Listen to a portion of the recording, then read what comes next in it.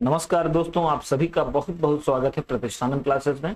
देखिए, राजस्व लेखपाल की मुख्य परीक्षा टेट की प्रारंभिक परीक्षा, उत्तर प्रदेश लोक सेवा आयोग के अंतर्गत आयोजित होने वाली समस्त प्रतियोगी परीक्षाएं एवं बिहार लोक सेवा आयोग के द्वारा आयोजित होने वाली समस्त प्रतियोगी परीक्षाओं के अंतर्गत जो भी प्रश्न योजनाओं से संबंधित बनते हैं, हम लोग उसको देखने का प्रयास कर रहे हैं, जिसमें हम लोगों ने केंद्र सरकार की प्रमुख योजनाओं के 2 भाग को देख लिया है और आज भारत सरकार के द्वारा जो प्रमुख योजनाएं चलाई जा रही हैं उसका तीसरा भाग हम लोग देखने वाले हैं। तो पूरा सेशन आपके लिए काफी महत्वपूर्ण होने वाला है। आइए देखते हैं कि आज की प्रमुख योजनाओं में क्या खास क्या है।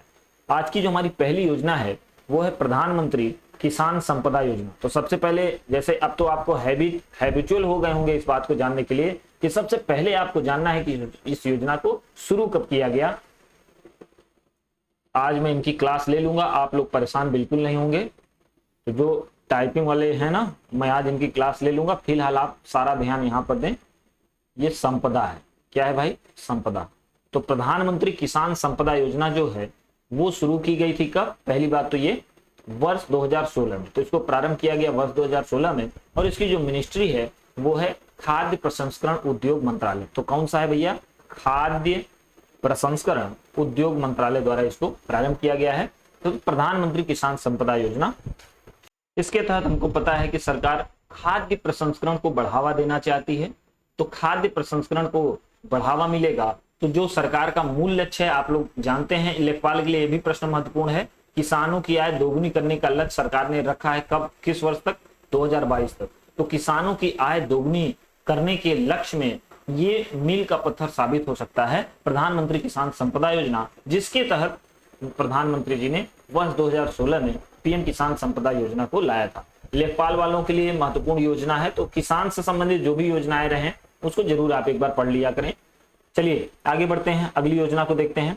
प्रधानमंत्री फसल बीमा योजना, ये भी महत्वपूर्ण योजना है। आज का सेशन यार कुछ ज्यादा ही महत्वपूर्ण है क्योंकि आज की जो योजनाएं हैं वो काफी महत्वपूर्ण है। प्रधानमंत्री फसल बीमा योजना के तहत इसे वर्ष 2016 में प्रारंभ किया गया। संपूर्ण फसल का यहाँ पर बीमा किया जाता है और उसके तहत अगर किसान की फसल खराब हो जाती है तो सरकार के द्वारा उसको कुछ न कुछ सहयोगात्मक राशि प्रदान की जाती है ताकि उस किसान का गुजारा बसर हो सके। तो देखिए, बात करते हैं इसमें खरीफ के लिए 2% का जो प्रीमियम है वो देना होता है, रबी के लिए 1.5% का और बागवानी फसलों के 5% का प्रीमियम दर वार्षिक रूप से सरकार ने निर्धारित किया है। यहाँ पर आपसे ये प्रश्न, 2 तरह से प्रश्न बनेंगे। एक तो ये योजना किस वर्ष शुरू की गई, तो वर्ष आपसे पूछा जाएगा, और दूसरा प्रीमियम राशि पढ़ के जाइएगा। ये पूछी जा सकती है कि बागवानी के लिए कितना है, रबी के लिए कितना है, खरीफ के लिए कितना है। तो आशा करता हूं कि आपको ये बात समझ में आई होगी। आइए अगली योजना को देखते हैं, प्रधानमंत्री कुसुम योजना। इसको देख लेते हैं, महत्वपूर्ण बात है। इसे वर्ष 2019 में प्रारंभ किया गया। कुसुम का फुल फॉर्म भी आपको पता होगा, किसान ऊर्जा सुरक्षा एवं उत्थान महाभियान। ये केंद्र सरकार की बेहतरीन योजनाओं में से एक है जो है प्रधानमंत्री कुसुम योजना। तो किसान ऊर्जा सुरक्षा एवं उत्थान महाभियान, इसके तहत किसानों को एक सोलर पैनल सरकार के द्वारा प्रदान किया जाएगा, जिसकी आधी, जैसे सोलर पैनल का जो भी मूल्य होगा उसकी आधी राशि सरकार खुद वहन करेगी और आधी किसान को वहन करना होगा और किसान को इसके लिए लोन भी आसानी से उपलब्ध हो जाएगा, जिसकी किस्त जो है किसान आसानी से बैंक में जमा करके ये सुविधा ले सकता है। इसके तहत देखिए, सोलर पैनल के तहत क्या होगा कि सनलाइट यहाँ से मिलेगी और सोलर पैनल क्या करेगा, इस सनलाइट को इलेक्ट्रिक एनर्जी में कन्वर्ट करेगा, विद्युत ऊर्जा में बदलेगा, जिसकी आपूर्ति किसान अपने घर के लिए कर सकता है। पहली चीज कि जो बिजली यूज करेगा उसको बाहर से कनेक्शन लेने की जरूरत नहीं होगी, तो उसको मीटर के खर्च से उसको मुक्ति मिल जाएगी। दूसरा, वो जो अपनी सिंचाई के लिए, इरिगेशन के लिए, सिंचाई के लिए जो भी साधन प्रयोग करता है, जैसे पंपिंग सेट हुआ, तो हम लोगों ने गांव में बहुत करीब से, आप लोगों ने भी ये चीज देखी होगी कि बड़ा पोल्यूशन होता है, बहुत सारे धुएं की एक मात्रा निकलती है जिससे वातावरण प्रभावित होता है और किसान की कमर भी टूट जाती है क्योंकि डीजल उजल की महंगाई, आप लोग जानते हैं, महंगाई तो कमर तोड़ महंगाई चल रही है। तो इससे निजात दिलाने का ये बेहतर साधन हो सकता है। तीसरी जो इसमें, ये तीसरा इसका सबसे बड़ा इंप्लीमेंटेशन इसका ये है, या इसका सबसे बड़ा बेनिफिट ये है कि इसमें जो किसान को अपनी जरूरत की एनर्जी, बिजली जो है, जरूरत की बिजली उपभोग करने के बाद जो भी एक्स्ट्रा बिजली बच जाए, तो इसके तहत ये भी है कि वो किसान जो है ये अपनी अतिरिक्त बची हुई बिजली को पावर हाउस में बेचकर अपनी आय भी कमा सकता है। तो देखिए इसके एक तीर से कई निशाने सकते हैं, इसलिए प्रधानमंत्री कुसुम योजना काफी महत्वपूर्ण है, तो इसको ध्यान रखिएगा, आपसे पूछा जा सकता है। आगे बढ़ते हैं, अगली योजना के बारे में देखते हैं कि राष्ट्रीय बागवानी मिशन। तो राष्ट्रीय बागवानी मिशन वर्ष 2005-2006 में शुरू किया गया। यहाँ से मोस्ट इंपॉर्टेंट चीज आपके लिए यही है कि राष्ट्रीय बागवानी मिशन कब प्रारंभ किया गया, वर्ष 2005-2006। तो उद्देश्य क्या है, उद्देश्य आप लोग समझ पा रहे होंगे बहुत आसानी से, बागवानी क्षेत्र को मजबूती देने के लिए, उसको धार प्रदान करने के लिए, नई दिशा प्रदान करने के लिए राष्ट्रीय बागवानी मिशन को प्रारंभ किया गया। कब शुरू किया गया भैया, 2005-2006 में। अगली बात करते हैं प्रधानमंत्री किसान सम्मान निधि।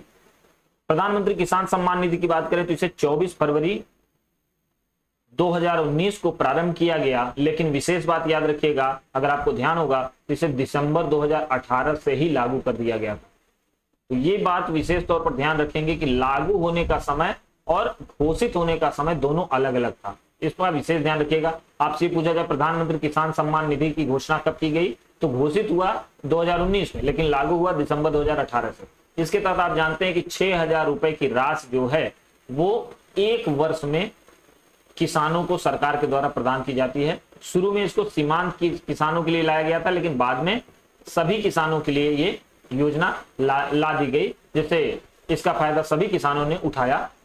तो प्रधानमंत्री किसान सम्मान निधि ये बात थी। अगले देखते हैं अगली योजना के बारे में, प्रधानमंत्री कृषि उड़ान योजना। इसको 1 फरवरी 2020 को लॉन्च किया गया। 1 फरवरी 2020 को इसको लॉन्च किया गया। इसके तहत मूल उद्देश्य इसका यही था कि जो भी कृषि उत्पाद है ना, जो एग्रीकल्चरल प्रोडक्ट हैं, इनको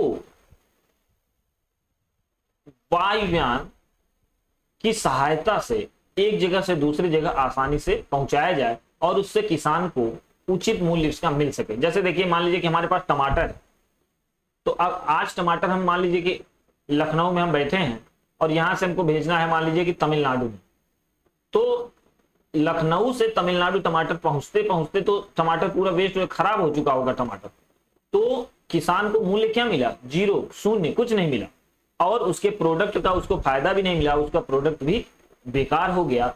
इन सब चीज, ये उदाहरण के तौर पर हम आपको समझा रहे थे। तो इन्हीं चीज से बचने के लिए सरकार ने जो स्कीम लाई उसी का नाम है प्रधानमंत्री कृषि उड़ान योजना। इसके तहत जो भी किसानों के द्वारा उपजाए गए जो भी प्रोडक्ट हैं उसको एक न्यूनतम समय सीमा के अंतर्गत एक जगह से दूसरे जगह पहुंचा देना, और जिसका फायदा किसानों को मिलेगा और उनकी फसल का उचित मूल्य उनको प्राप्त हो सकेगा, अपने प्रोडक्ट का उचित मूल्य किसान प्राप्त कर सकेंगे। आइए देखते हैं अगली योजना, कृषि यंत्रीकरण संवर्धन योजना। सामान्य सी बात है इसमें कि इसे वर्ष 2018 में प्रारंभ किया गया। कृषि यंत्रीकरण संवर्धन योजना में एकमात्र इसका उद्देश्य है कि कृषि में जो उपकरणों का प्रयोग होता है उसमें नई नई तकनीकियों को शामिल करना।